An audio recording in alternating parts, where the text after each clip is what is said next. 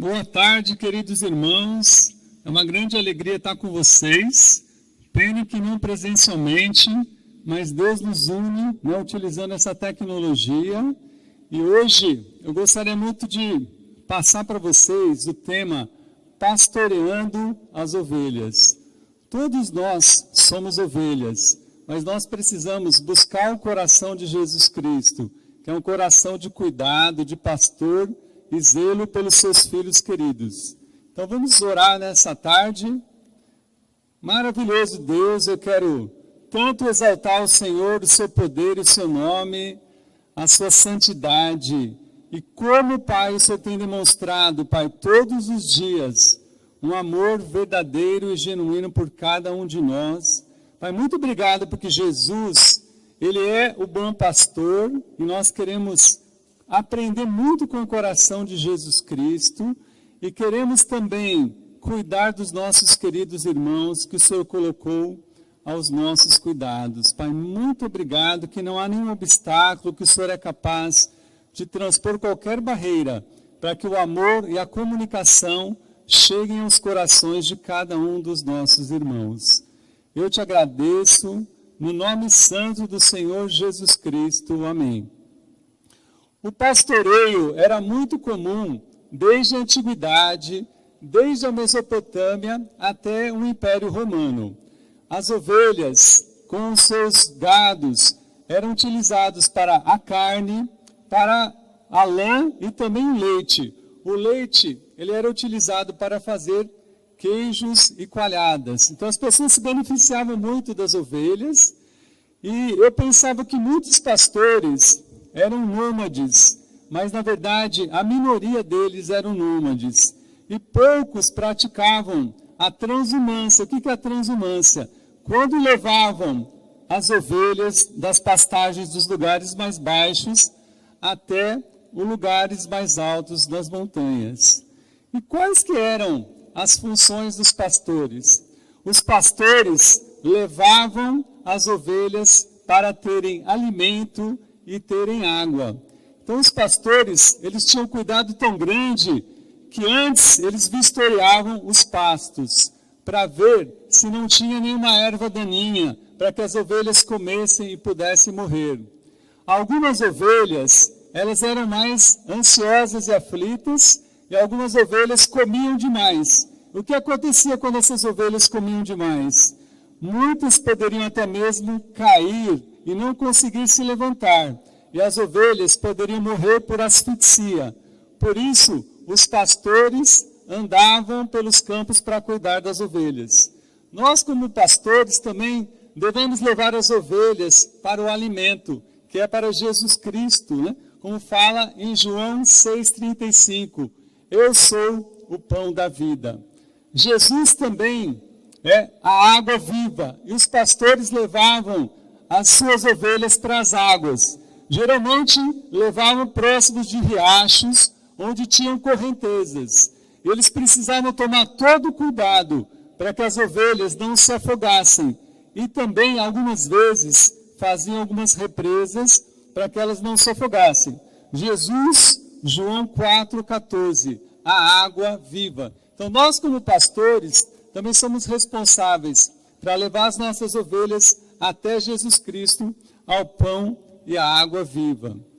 No momento mais quente do dia, que era por volta de meio-dia, os pastores também levavam as ovelhas para o descanso, para o refrigério, para o momento de sombra. Assim como fala em Salmo 23, versículo 2. O Senhor me leva a lugares tranquilos para repousar. Nós, como cuidadores, também nesse momento tão difícil que nós estamos vivendo, onde há tantos estímulos negativos, que na verdade não são informações, é tão importante a gente levar as nossas ovelhas com mensagem de encorajamento, para que elas possam descansar na palavra de Deus.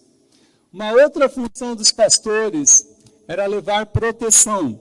E essa proteção era contra os animais selvagens e era contra também os ladrões e assaltantes. Depois, como vocês vão poder ver na foto, eram criado o redil ou o aprisco. O que era o redil ou o aprisco? era um lugar que só tinha uma entrada pela porta, que era cercado por muros de pedras, e as ovelhas poderiam ficar mais seguras nesse local. Acontece que algumas vezes à noite, se os pastores não estivessem tomando conta, os ladrões poderiam vir e roubar as ovelhas.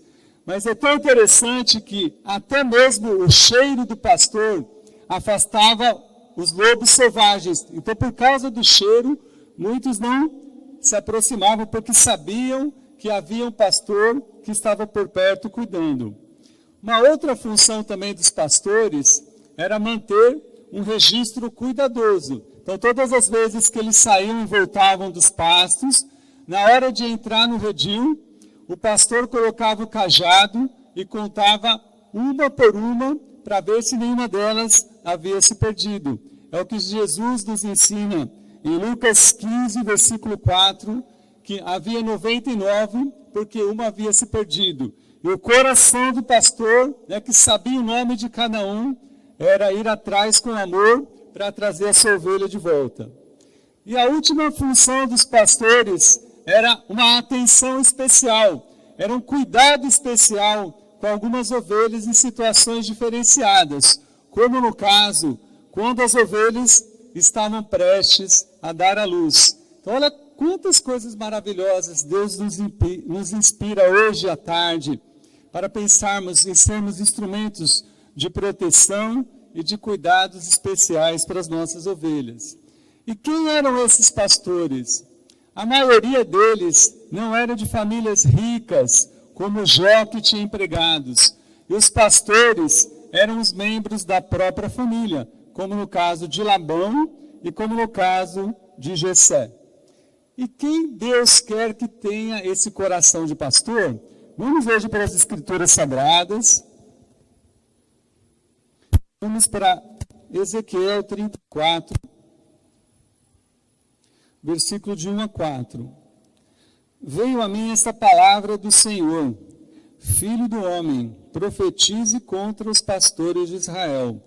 Profetize e diga-lhes: assim diz o soberano, o Senhor: Ai dos pastores de Israel, que só cuidam de si mesmos. Acaso os pastores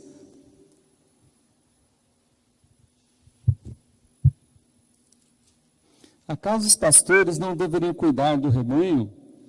Vocês comem a coalhada, vestem-se de lã e abatem os melhores animais, mas não tomam conta do rebanho. Vocês não fortaleceram a fraca, e nem curaram a doente, nem enfaixaram a ferida. Vocês não trouxeram de volta as desviadas, nem procuraram as perdidas. Vocês têm dominado sobre elas com dureza e brutalidade. Então, quem Deus via que eram os pastores, eram as autoridades, eram os reis que cuidavam, que deveriam ter esse coração de cuidar do seu povo. Mas aqui Deus está falando por meio do profeta Ezequiel para profetizar contra esses pastores. Então significa que Deus leva muito a sério o nosso cuidado que nós temos com os nossos irmãos.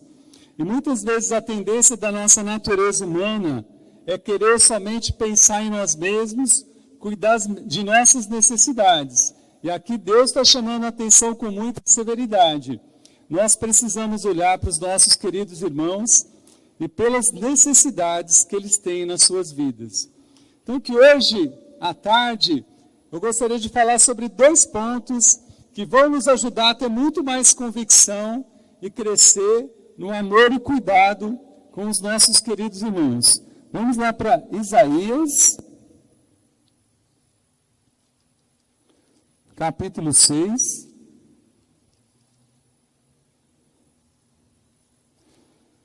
Versículo de 1 a 8.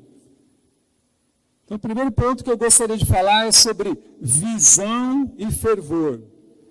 No ano que o rei Uzias morreu, eu vi o Senhor assentado num trono e exaltado, e a aba de sua veste enchia o templo.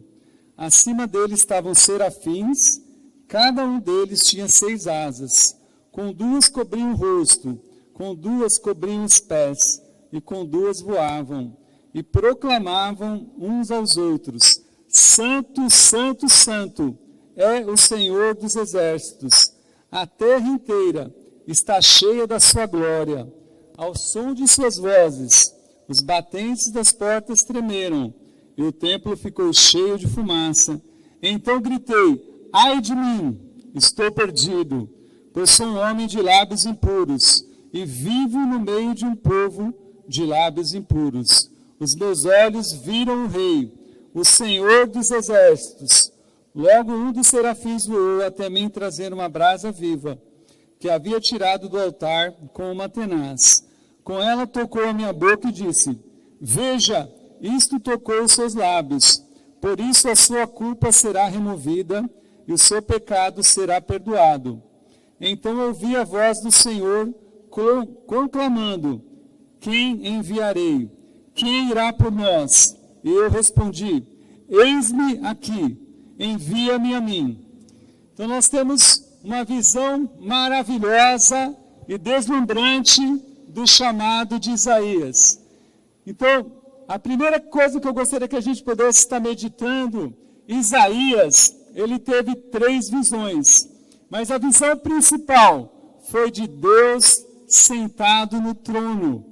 E ele conseguiu perceber cada detalhe, cada atributo de Deus. A santidade foi falada 3 vezes. Santo, santo, santo. Ele conseguiu meditar no esplendor de Deus, no poder de Deus. Falou 2 vezes, o Senhor dos exércitos. O que significa isso, irmãos? Que Deus é um Deus guerreiro. Ele está lutando a favor de cada uma das suas ovelhas, do seu povo. E após obter essa visão maravilhosa, ele também conseguiu meditar na adoração dos serafins. Os serafins com 6 asas voando, ele ficou impressionado com a voz que ele ouviu do louvor. Então, nesse momento de dificuldade, irmãos, nós precisamos responder a esse chamado de olharmos para o trono de Deus, olharmos para as características e os atributos de Deus, e que isso possa chamar mais atenção do que qualquer outra coisa, qualquer outra dificuldade que nós estejamos passando na nossa vida.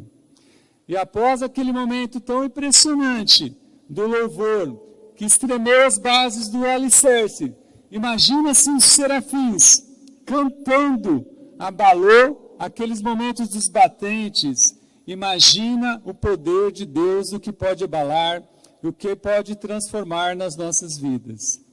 Naquele determinado momento, Isaías também faz uma reflexão. Ele olha para dentro dele mesmo. E o que ele vê? Ele vê, no caso, o pecado dele e a dificuldade que ele tem. Mas naquele momento, ele também olha para o mundo e vê que as pessoas estavam na mesma situação que eles, precisando do poder do perdão de Deus. E o que acontece? Os serafins, ele pega uma tenaz. O que é uma tenaz? É uma ferramenta utilizada para carregar materiais quentes, pega essa brasa viva, coloca na boca dele e traz o perdão dos pecados. Então, o que eu gostaria muito, irmãos, que nós pudéssemos refletir e pensar nas experiências que a gente pode ter com Deus. Essa situação que está acontecendo me chamou bastante atenção em como nós precisamos estar preparados com Deus na nossa vida. Se nós lembrarmos da escritura de Lucas 15, do filho pródigo, o filho mais novo, o problema dele não foi ter gastado todo o dinheiro, porque ele poderia ter recuperado esse dinheiro, mas o que ele não esperava, que depois dele ter gasto esse dinheiro, viria uma crise na vida dele. Será que nós estamos preparados para essas crises? Então nós precisamos pensar muito mais no poder de Deus, olhar muito mais e responder a Deus e ter experiências com Deus. Eu tenho, nesse momento, passado muito mais tempo com Deus, e o que eu tenho aproveitado é usufruir dessa presença maravilhosa de Deus que está aqui, restaurando a minha alegria, que algumas vezes eu tinha perdido, por causa da minha maneira de fazer coisas.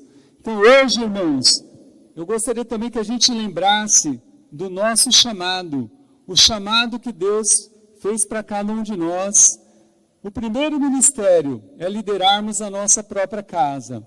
O segundo ministério é liderar a nossa igreja em casa. Eu me lembro quando eu fui chamado por Deus, eu tinha muito medo de servir, de cuidar de um grupo, cuidar de pessoas. Mas no primeiro encontro que eu fui, eu conversei com uma irmã e a gente pensou, na nossa igreja em casa, no cardápio, a gente faria salada de frutas, pensando em frutos que a gente pudesse dar para Deus em gratidão.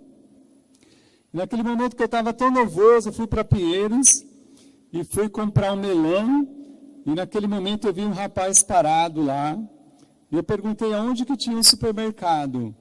Quando eu vi ele parado, eu compartilhei a minha fé com ele. Eu falei, o que você está fazendo aqui? Ele falou para mim, eu estava esperando os testemunhas de Jeová para um estudo, mas os testemunhas de Jeová não vieram. Eu falei, opa, então Deus me enviou aqui. Eu convidei aquele rapaz, ele foi na primeira igreja em casa, e depois ele estudou a Bíblia e foi batizado. Olha como Deus nos quer encorajar sobre o nosso chamado, a maneira como nós podemos ser úteis. Então, eu gostaria de encorajar cada um dos irmãos. Vamos ter muito mais iniciativa para cuidar e pastorear o nosso grupo. Vamos pensar também na nossa fragilidade, como Isaías pensou naquele momento, mas que essa fragilidade nos leve a não pensar negativamente sobre nós mesmos, mas como, nesse momento, onde a gente tem visto que nós, agora mesmo que a gente não tem controle de nada na nossa vida, a situação financeira, a nossa saúde, não sabemos se vamos estar vivos ou mortos, a gente pensar, é um momento que as coisas fogem ao nosso controle, que eu vou me apegar muito mais a Deus e depender muito mais do Espírito Santo dele. E pensar também no sangue, a brasa viva, que o serafim colocou na boca de Isaías, é o sangue de Jesus Cristo que nos purificou de todo pecado e toda culpa. Então eu gostaria de fazer uma pergunta, como é que você está se sentindo? Você ainda se sente perdoado? Como um chuveiro de sangue que cai na sua cabeça e te liberta de todos os seus pecados e suas culpas? Porque esse poder da cruz e da ressurreição de Cristo é que vai nos trazer a leveza e a gratidão todos os dias, para que a gente possa olhar para os nossos irmãos com muito carinho. Um outro ponto que eu gostaria de falar é em Provérbios 27, o segundo ponto é conhecer bem as ovelhas, o estado delas e cuidar delas. Vamos lá para Provérbios 27, versículo 23.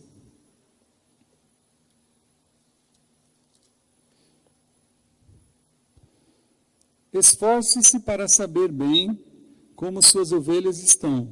Dê cuidadosa atenção aos seus rebanhos. Nós temos também, em outras traduções, João Ferreira de Almeida, procura conhecer o estado das tuas ovelhas. Cuida bem dos teus rebanhos.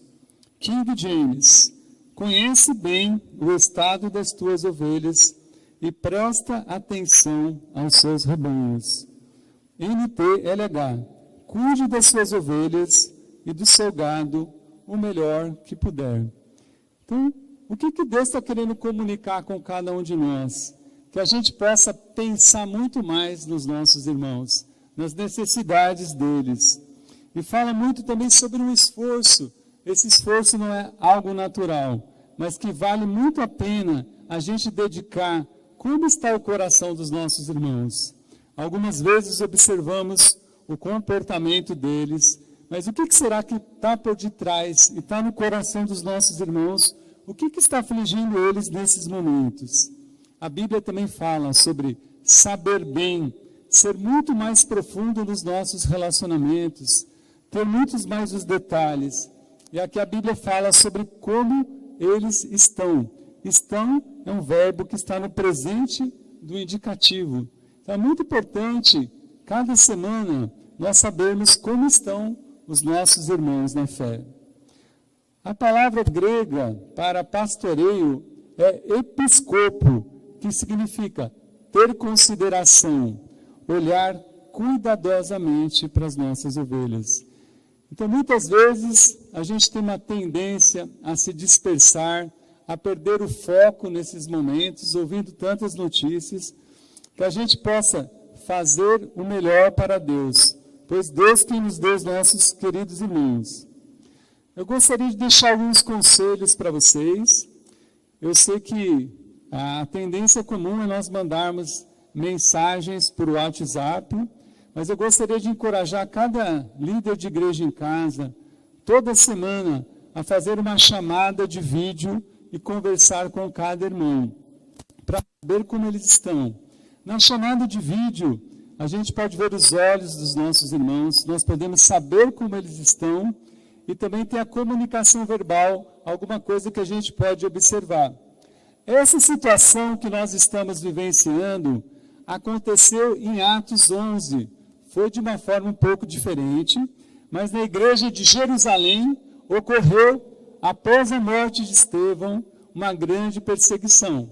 E os cristãos da igreja de Jerusalém tiveram que ficar isolados e cada um foi por uma missão. Uns foram para a Fenícia, outros foram para lugares mais longe como Chipre, outros foram para Antioquia. Mas no coração deles continuava fervendo aquela mensagem de anunciar as boas notícias. Que isso possa estar presente no nosso coração quando nós fizermos a chamada de vídeo para os nossos irmãos, perguntarem como que eles estão se sentindo. Eu confesso, irmãos, que eu tenho ficado bastante animado, como eu falei, de estar tendo muito mais tempo de orar, de estar com a família, mas algumas vezes eu tenho estado ansioso.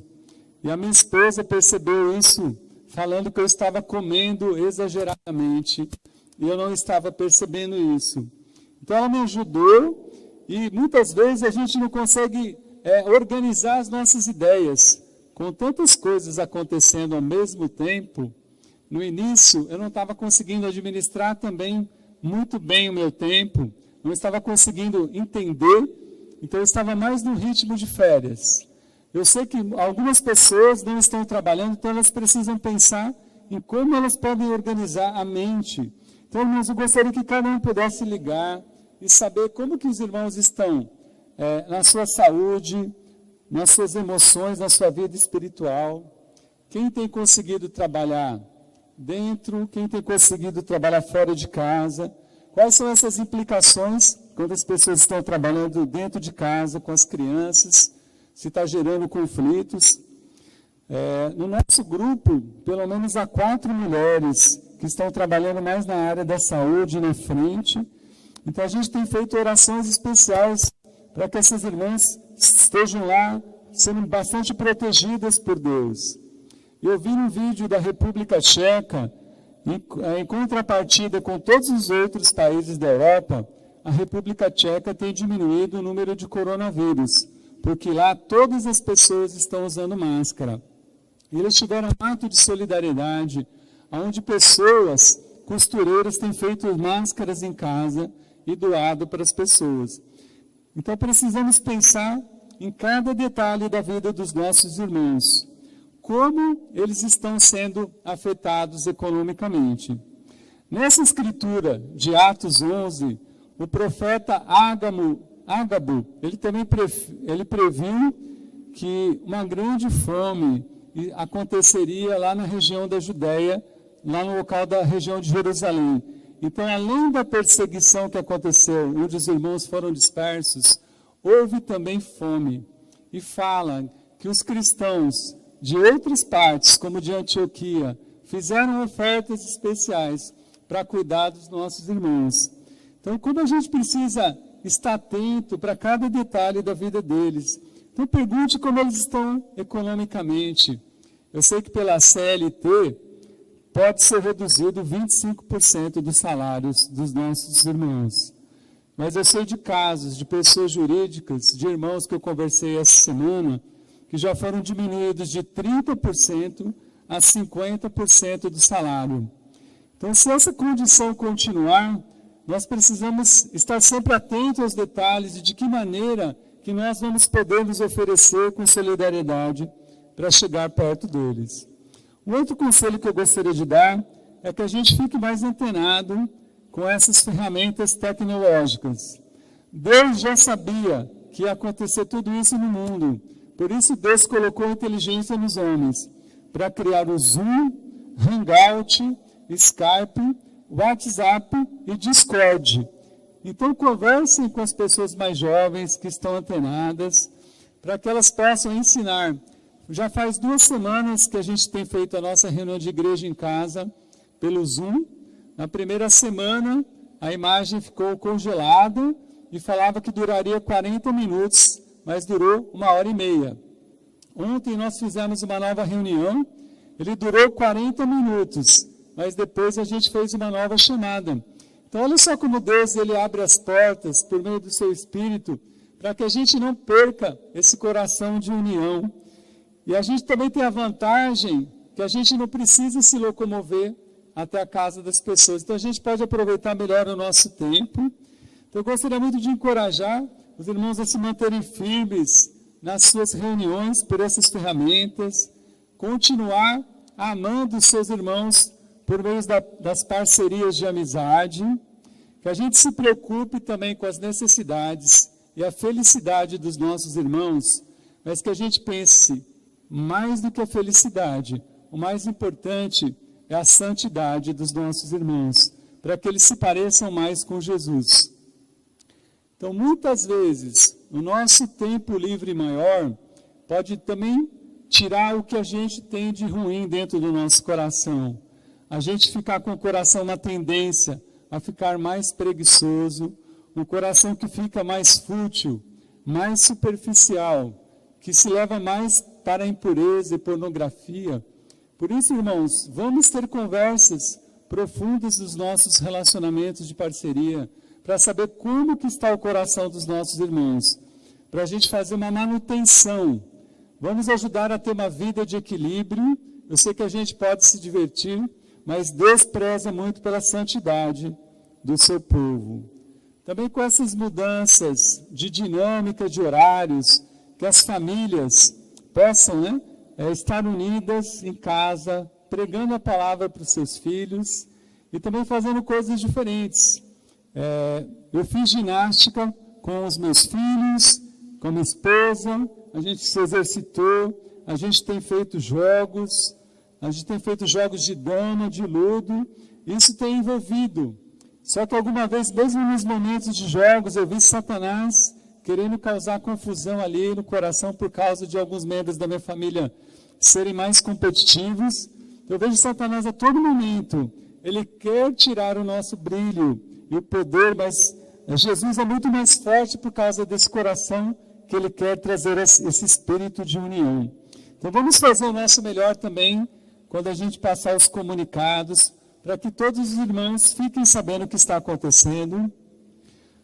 O outro conselho que eu gostaria de dar é que a gente atente, como foi falado lá do pastor, que se atentava para as fêmeas que estavam grávidas, para os nossos cristãos novos.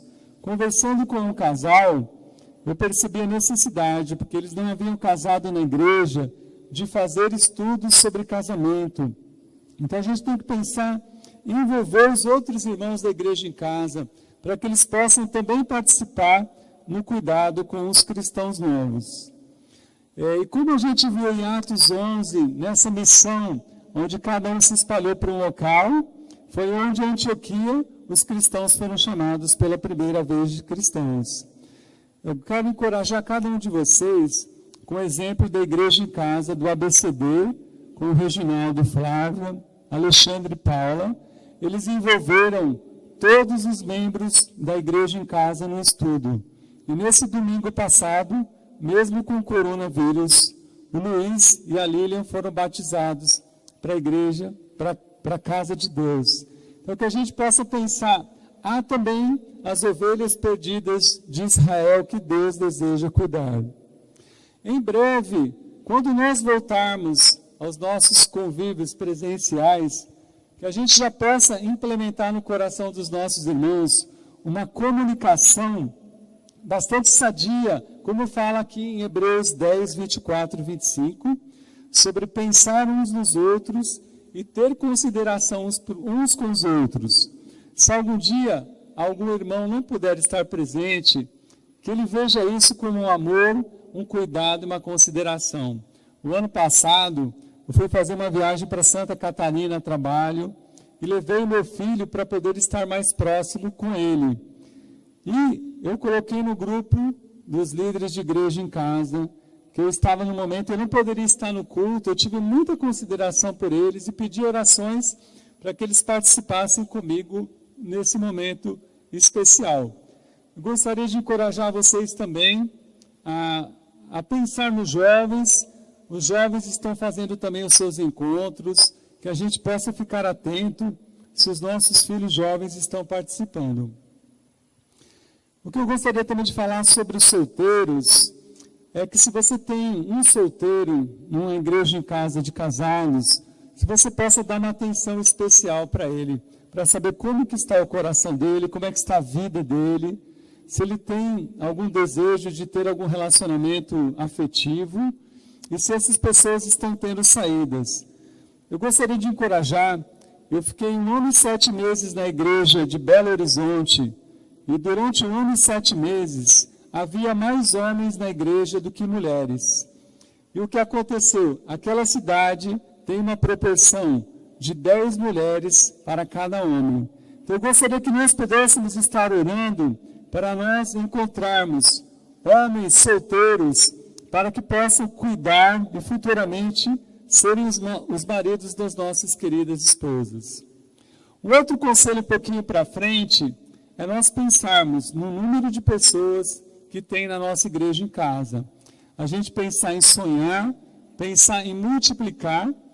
Eu gostaria de dar alguns exemplos lá na Zona Leste, aqui na Zona Leste, os grupos de igreja em casa são de 5 a 12 membros. Passou de 12 membros, eles formam uma nova igreja em casa.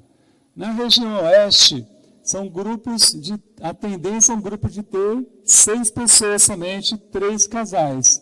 E para isso a gente precisa pensar em levantar novas pessoas, quem vão ser os próximos pastores que vão cuidar de cada um.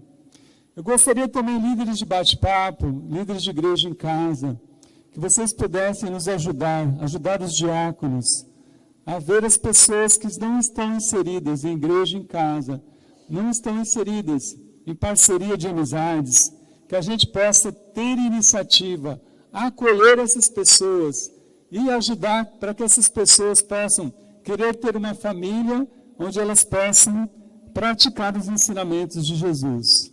Quando em João 10 fala, eu sou o pastor das ovelhas, eu dou a minha vida pelas ovelhas, no capítulo anterior, em João 9, Jesus havia feito a cura de um cego de nascença e ele foi expulso da sinagoga. Então, nós precisamos com o nosso coração acolher essas pessoas e levá-las para que elas estejam em umas famílias. Às vezes vão precisar até mesmo de umas conversas mais sérias e profundas. E para a gente finalizar, eu gostaria de dar mais só 2 conselhos. É levantar auxiliares. Vocês podem anotar Gênesis 29, versículo 6, 1 Samuel 16, 11. Raquel começou ajudando o seu pai no trabalho de cuidar de ovelhas. Depois Raquel tornou-se uma pastora de ovelhas.